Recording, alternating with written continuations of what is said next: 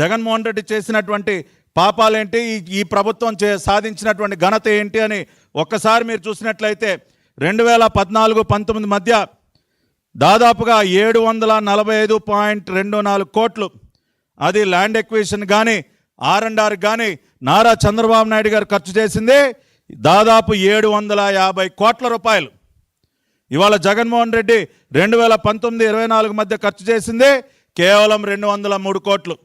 ఎక్కడ 750 కోట్లు, ఎక్కడ 203 కోట్లు?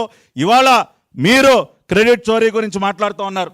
అదేవిధంగా ఆనాడు జగన్మోహన్ రెడ్డి GMR కంపెనీ దగ్గర నుంచి బలవంతంగా వాళ్ళని బ్లాక్మెయిల్ చేసి, వాళ్ళని బెదిరించి తన రియల్ ఎస్టేట్ వ్యాపారం కోసం 500 ఎకరాల భూమిని వెనక్కి లాక్కుంటే ఇవాళ ఆ భూమిని కూడా మళ్ళీ తిరిగి రీస్టోర్ చేస్తూ తిరిగి మళ్ళీ ఆ ఎయిర్పోర్ట్ నిర్మాణానికి కేటాయిస్తూ నిర్ణయం తీసుకుంది నారా చంద్రబాబు నాయుడు గారు.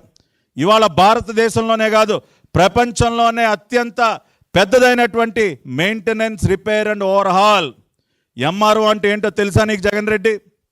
నీకు కనీస విషయ పరిజ్ఞానం ఉందా? మెయింటెనెన్స్, రిపేర్ అండ్ ఓవర్హాల్ దాని యొక్క ప్రాముఖ్యత ఏంటో నీకు తెలుసా?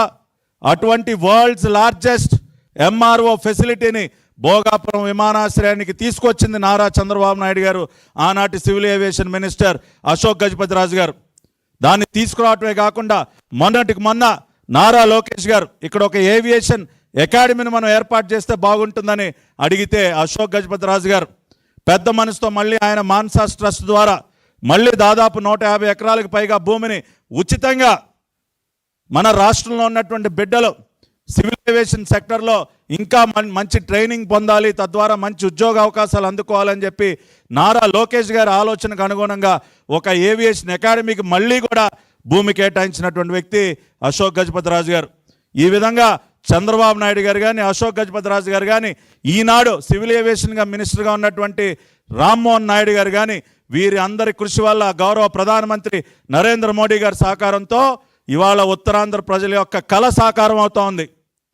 నేను చూపించినటువంటి డాక్యుమెంట్స్ ఏవైతే ఉన్నాయో, ఇవాళ నేను చూపిస్తున్నటువంటి ఎన్విరాన్మెంటల్ క్లియరెన్స్ కానీ, సైట్ క్లియరెన్స్ కానీ, ఇన్ ప్రిన్సిపల్ అప్రూవల్ కానీ, ఈ ప్రాజెక్టుకి అన్నీ కూడా సాధించింది నారా చంద్రబాబు నాయుడు గారి ప్రభుత్వం. 2014 నుంచి 2019 మధ్య జనవరి 2016లో సైట్ క్లియరెన్స్ తీసుకొచ్చారు.